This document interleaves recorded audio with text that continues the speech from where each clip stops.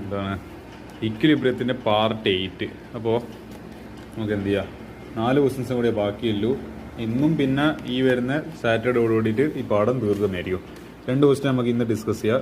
Question number 46, ionization constant of acetic acid. ഇതെന്ന സാധനം CH3COOH, നമ്മൾ പറയുന്ന വിനാഗിരി എന്നെല്ലാം പറയുന്ന സാധനം. അതിൽ എന്തായാലും അതിൻ്റെ ionization constant 1.74 × 10⁻⁵. Calculate degree of dissociation of acetic acid in 0.05 molar solution. അതേപോലെ calculate concentration of acetate ion. അതെന്താ സാധനം CH3COO- അസറ്റേറ്റ് അയോൺ എന്ന് പറയുന്നത്. അസറ്റേറ്റ് ആനയോൺ ആണ്, കാരണം ഇത് നെഗറ്റീവ് ചാർജ് അല്ല. ഇതിൻ്റെ സൊല്യൂഷൻ അതിന് pH കണ്ടുപിടിക്കുക. അപ്പോൾ 3 കാര്യങ്ങൾ കണ്ടുപിടിക്കാനുണ്ട്, നോക്കാം. ഓക്കെ.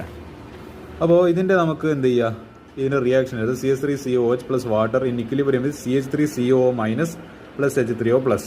ഇതിന്ന് കിട്ടുന്ന ഒരു H പ്ലസ് ഇയാൾ സ്വീകരിച്ചിട്ട് H3O പ്ലസ് ആയിട്ട് മാറും. അപ്പോൾ ഇനീഷ്യലി ഇതിൻ്റെ കോൺസെൻട്രേഷൻ